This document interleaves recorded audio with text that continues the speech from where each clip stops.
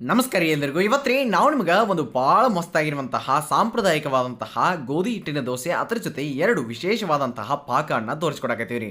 ಮೊದಲಿನವ್ರ ಕೈಯಾಗ ಮಿಕ್ಸರ್ ಇರ್ತಿದ್ದಿಲ್ಲ ರೀ, ಒಬ್ಬೊಬ್ರ ಮನ್ಯಾಗ ಒಳಕಲ್ನೂ ಇರ್ತಿದ್ದಿಲ್ಲ ರೀ. ಅವಾಗ ಈ ರೀತಿಯಾಗಿರುವಂತಹ ಸವಿ ಆದಂತಹ ಸ್ವಾದಗಳನ್ನು ಅವ್ರು ಹೆಂಗೆ ಬೇಕಾದಂಗೆ ಮಾಡಿ ತಯಾರಿಸಿದ್ರಿ, ಭಾಳ ಸುಲಭವಾಗಿ ತೋರಿಸ್ಕೊಡ್ತೀವಿ. ಅದಕ್ಕಿಂತ ಮೊದಲು ಚಾನಲನ್ನು ಸಬ್ಸ್ಕ್ರೈಬ್ ಮಾಡಿಲ್ಲ ಅಂತಂದ್ರೆ ಜಲ್ದಿ ಸವಿರುಚಿಯ ಸೊಬಗು ಸಬ್ಸ್ಕ್ರೈಬ್ ಮಾಡಿಬಿಡ್ರಿ.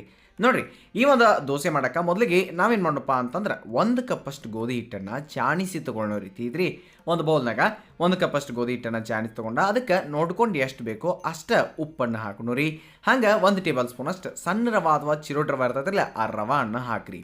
ಅದಾದ ನಂತರ ಒಂದು ಸ್ವಲ್ಪ ಅದನ್ನು ಚೆನ್ನಾಗಿ ಒಂದು ಚಮಚೆಲೇರೆ ಮಿಕ್ಸ್ ಮಾಡಿಬಿಡ್ರಿ. ಹಂಗೆ ಚೆನ್ನಾಗಿ ರವೆ ಕುಡ್ಕೊಳ್ಳೋ ಹಂಗೆ. ಅದಾದ ನಂತರ ನೆಕ್ಸ್ಟ್ ಅದಕ್ಕೆ ಎಷ್ಟು ಬೇಕೋ ಅಷ್ಟು ನೋಡ್ಕೊಂಡು ನೀರನ್ನು ಹಾಕಿರಿ. ನೀರನ್ನು ಹಾಕಿ ಚಲೋತ್ನಂಗೆ ಈ ಒಂದು ಗೋಧಿ ಹಿಟ್ಟು ಏನೈತಿಲ್ಲ ಅದನ್ನು ಮಿಕ್ಸ್ ಮಾಡಿರಿ. ಕನ್ಸಿಸ್ಟೆನ್ಸಿ ನೋಡ್ಕೊಂಡು ಎಷ್ಟು ಬೇಕೋ ಅಷ್ಟಷ್ಟು ನೀರನ್ನು ಸ್ವಲ್ಪ ಬೇಕಂದ್ರೆ ಜಾಸ್ತಿ ಮಾಡಿರಿ. ಆಮೇಲೆ ಅದನ್ನು ಒಂದು ಬೀಟ್ರ್ ತೊಗೊಂಡು ಚೆನ್ನಾಗಿ ಮಿಕ್ಸ್ ಮಾಡಿರಿ. ನೋಡಿ, ಈ ರೀತಿಯಾಗಿ ಹಿಟ್ಟನ್ನು ನೀವು ತಯಾರಿಸಿ ಇಟ್ಕೊಳ್ಬೇಕಾಗೈತಿರ್ತಿಲ್ಲ. ಆಮೇಲೆ ಇನ್ನೊಂದು ಸ್ವಲ್ಪ ನೀರು ಬೇಕಂದ್ರೆ ಆಮೇಲೆ ಮತ್ತೆ ಹಾಕೋಣ. ಏನು ಅದಕ್ಕೇನು ಇದನ್ನ ಇರಂಗಿಲ್ಲ, ತೊಂದರೆನೂ ಇರಂಗಿಲ್ಲ, ಬರಬರಿನಾಗಿನ ದೋಸೆ ಬರ್ತಾವೆ. ಮೇಲೆ ಏನಾರ ಒಂದು ಮುಚ್ಚಿ ತೆಗೆದು ಇಟ್ಕೊಂಡ್ಬಿಟ್ರಿ. ಈಗ ಪಾಕ ಅಂತ ಹೇಳಿದೇನ್ರಲ್ಲ, 2 ಸಿಂಪಲ್ ಆಗಿರುವಂತಹ ಮಸ್ತ್ ಆಗಿರುವಂತಹ ಪಾಕ ಮಾಡಕ್ರಿ. ಒಂದು ಕಡೆ 1 ಟೇಬಲ್ ಸ್ಪೂನ್ ಅಷ್ಟು ಅಕ್ಕಿ ಹಿಟ್ಟು ತೊಗೊಂಡು ಅದಕ್ಕೆ 2 ಕಪ್ಪಷ್ಟು ಹಾಲನ್ನು ನಾವಿಲ್ಲಿ ಸೇರ್ಸಾಕತ್ತೀವಿ ರೀ. ತೀತ್ರಿ 2 ಕಪ್ಪಷ್ಟು ಹಾಲು, 1 ಟೇಬಲ್ ಸ್ಪೂನ್ ಅಕ್ಕಿ ಹಿಟ್ಟಿಗೆ ಅದಕ್ಕೆ ಸ್ವಲ್ಪ ಸಕ್ಕರೆ ಎಷ್ಟು ಬೇಕೋ ನೋಡ್ಕೊಂಡು ಅಷ್ಟು ಸಕ್ಕರೆಯನ್ನು ಹಾಕಿರಿ. ಅಂದ್ರೆ 1 ಟೇಬಲ್ ಸ್ಪೂನ್ ಅಷ್ಟು ನಾವು ಹಾಕಿದ್ದೀವಿ, ನೀವು ಸ್ವಲ್ಪ ಜಾಸ್ತಿ ಬೇಕಂದ್ರೆ ಜಾಸ್ತಿಯನ್ನು ಹಾಕಿ ಅದನ್ನು ಚೆನ್ನಾಗಿ ಮಿಕ್ಸ್ ಮಾಡಿರಿ. ಆಮೇಲೆ ಈ ಕಡೆ ಏನು ಮಾಡೋಣಪ್ಪ ಅಂತಂದ್ರೆ ನಾವು ಒಂದು ಕಡಾಯಿ ಒಳಗೆ ಅಥವಾ ಒಂದು ಪಾತ್ರದಾಗ 1 ಟೇಬಲ್ ಸ್ಪೂನ್ ಅಷ್ಟು ಗಸಗಸೆಯನ್ನು ಹಾಕಿ ಚೆನ್ನಾಗಿ ಹುರಿನೋರಿ. ನೋಡಿ, ಇವೆರಡು ಪಾಕದವ್ರಲ್ಲೇ ನಿಮ್ಗೆ ಈ ಒಂದು ದೋಸೆ ಜೊತೆ ಯಾವುದೇ ರೀತಿಯ ಚಟ್ನಿ ಏನು ಬೇಕಾಗಿಲ್ಲ ರೀ. ಹಿಂಗೆ ಸಿಂಪಲ್ ಆಗಿ ಮಾಡ್ತಿದ್ರು ನೀವು ಹಂಗೆ ಮಾಡಿರಿ, ಮಸ್ತ್ ಆಗಿರ್ತೈತಿ. ಆಮೇಲೆ ಒಣ ಕೊಬ್ಬರಿ ತುರಿ ಇರ್ತೈತಿರಲ್ಲ, ಅದನ್ನು ಇಲ್ಲಿ ನಾವು ಸೇರಿಸ್ಬೇಕು. ತಿಳಿದ್ರಿ? ಅಷ್ಟು ಹಾಕಿ ಚೆನ್ನಾಗಿ ಮಿಕ್ಸ್ ಮಾಡಿರಿ. ಮೊದಲಿನವ್ರು ಏನು ಮಾಡ್ತಿದ್ರೆ ಎಲ್ಲನೂ ಕೈ ಅಳತೆಯಿಂದನೇ ಈ ರೀತಿ ಮಸ್ತಾಗಿರುವಂತಹ ರೆಸಿಪಿಗಳನ್ನ ತಯಾರಿಸಿದ್ರಿ. ಆವಾಗ ಭಾಳ ರುಚಿಯಾಗಿ ಬರ್ತಿತ್ತು ರೀ ಅದು ಚಲೋತ್ನಂಗೆ. ಈಗ ಇದ್ರೊಳಗೆ ನಾವೇನು ಮಾಡಿದ್ವಪ್ಪ ಅಂತಂದ್ರೆ ಸ್ವಲ್ಪ ಗೋಡಂಬಿಯನ್ನು ಕಟ್ ಮಾಡಿ ಹಾಕಿದೆವು. ಹಾಕೋದು ಬೇಕಂತೇನಿಲ್ಲ, ಆದ್ರೆ ಹಾಕ್ರಿ, ಚಲೋ ಆಗ್ತೈತಿ. ಅದಾದ ನಂತರ ಈ ಕಡೆ ಏನು ಅಕ್ಕಿ ಹಿಟ್ಟು ಹಾಲಾಗಿ ಮಿಕ್ಸ್ ಮಾಡಿ ಇಟ್ಟಿದ್ದು ನೋಡಿರಿ, ಅದನ್ನು ಗ್ಯಾಸ್ ಮೇಲೆ ತೊಗೊಂಡ ಸಣ್ಣ ಉರಿಲೆ ಚೆನ್ನಾಗಿ ಅದನ್ನು ಕಾಯಕ್ಕೆ ಬಿಡ್ರಿ. ಅದಾದ ನಂತರ ಇದ್ರೊಳಗೆ ಏನು ಮಾಡೋಣಪ್ಪ ಅಂತಂದ್ರೆ ಇದೊಂದು ಈಟ್ ಸ್ವಲ್ಪ ಹಿಂಗೆ ಕುದಿ ಬರುವಂಗೆ ಆಗ್ತೈತಿ, ಒಂದು ಈಟ್ ಗಟ್ಟಿ ಆದಂಗೆ ಅನ್ಸಾಕತ್ತಿರ್ತೈತಿ ರೀ ನಿಮಗೆ. ಆವಾಗ ಏನು ಮಾಡಿರಿ, ಆಗಲೇ ಏನು ನೀವೆಲ್ಲ ಚೆನ್ನಾಗಿ ಹುರಿದಿರಿ ನೋಡ್ರಿ, ಅದ್ರಾಗಿಂದ ಅರ್ಧ ಇಲ್ಲಿ ಹಾಕೋಣ. ತೀತ್ರಿ ಕೊಬ್ಬರಿ ಗಸಗಸೆ ಅದು ಇತ್ತು ನೋಡ್ರಿ, ಅದ್ರಾಗಿಂದ ಅರ್ಧ ಹಾಕೋಣ, ಅರ್ಧ ಇನ್ನೊಂದು ಪಾಕಕ್ಕೆ ಹಾಕೋಣ, ತೆಗೆದಿಟ್ಕೋರಿ. ಈಗ ಇದನ್ನು ಚೆನ್ನಾಗಿ ಮಿಕ್ಸ್ ಕೊಟ್ಟಾದ್ಮೇಲೆ ಅದಕ್ಕೆ ಸ್ವಲ್ಪ ಏಲಕ್ಕಿಯನ್ನು ನಾವು ಇಲ್ಲಿ ಅರ್ಧ ಹಾಕಕತ್ತೀವಿ, ಅಂದ್ರೆ ಪುಡಿ ಮಾಡಿ ಹಾಕ್ರಿ, ಕಾರ್ಡಮಮ್ ಪೌಡ್ರ್. ಅಷ್ಟಾದ ನಂತರ ಚೆನ್ನಾಗಿ ಮಿಕ್ಸ್ ಕೊಟ್ರೆ ಮುಗೀತು. ಇನ್ನೊಂದು ಪಾಕ ಮಾಡೋಕೆ ಹಂಗೆ ಕಡಾಯಿ ಒಳಗಣ ನಾವಿಲ್ಲಿ 1.5 ಕಪ್ಪಷ್ಟು ನೀರನ್ನು ಕಾಯಕ್ಕಿಟ್ಟಿದ್ದೀವಿ ರೀ.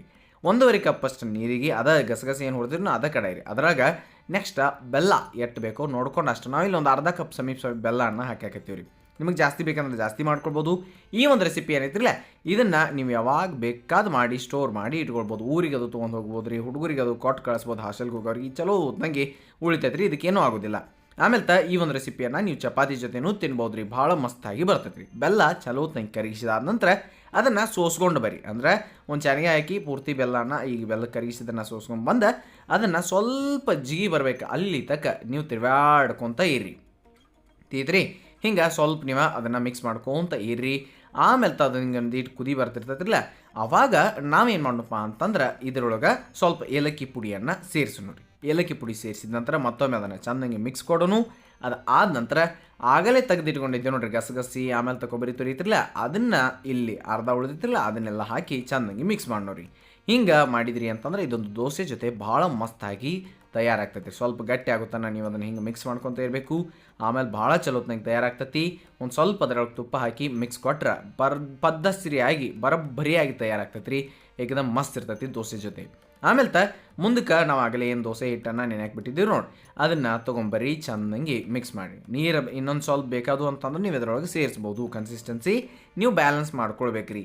ಅದಾದ ನಂತರ ಇದನ್ನೇನು ಮಾಡಣಪ್ಪ ಅಂತಂದ್ರೆ ನೀವು ಒಂದು ಚಮಚೆಲ್ಲೂ ಹಾಕ್ಬೋದು ರೀ, ಇಲ್ಲ ಹಿಂಗೆ ವಾಟೆದಾಗ ಹಾಕಿ ಪಟ್ ಅಂತೇಳಿ ತವಿ ಮೇಲೆ ಹಾಕ್ತಂದ್ರೆ ಹಂಗೆ ನಡಿತೈತೆ ರೀ. ಆಮೇಲೆ ತವಿಗೆ ಒಂದು ಈಟ ಎಣ್ಣೆ ಹಚ್ಚೋದು ಅಥವಾ ಅದು ಬೇಕಂದ್ರೆ ತುಪ್ಪ ಹಚ್ಚಿರಿ. ಈ ದೋಸೆಯನ್ನು ಈ ರೀತಿಯಾಗಿ ಹಾಕಿರಿ. ಚೆನ್ನಾಗಿ ಹಾಕಿದ ನಂತರ ಅದನ್ನು ಬೇಯಕ್ಕೆ ಬಿಡ್ರಿ. ಚಲೋ ಹೊತ್ನಾಗೆ ಬೇಯ್ತೈತಿ, ಭಾಳ ಮಸ್ತಾಗಿ ದೋಸೆ ತಯಾರಾಗಿ ಬರ್ತೈತೆ ರೀ. ಇದಕ್ಕೆ ನೀವು ನಡ್ಬಾರ್ಕ್ ಏನು ಮಾಡ್ಬೋದು ರೀ, ಸ್ವಲ್ಪ ತುಪ್ಪ ಹಾಕ್ಬೋದು ಅಥವಾ ಎಣ್ಣೆ ಹಾಕಿನೂ ಈ ಒಂದು ದೋಸೆನ ಬೇಯಿಸ್ಬೋದು. ನಾವು ಇಲ್ಲಿ ಸ್ವಲ್ಪ ತುಪ್ಪ ಹಾಕಕತ್ತೀವಿ, ಚಲೋ ತಂಗಿ ಮಸ್ತಾಗಿ ಬರ್ತೈತೆ ರೀ.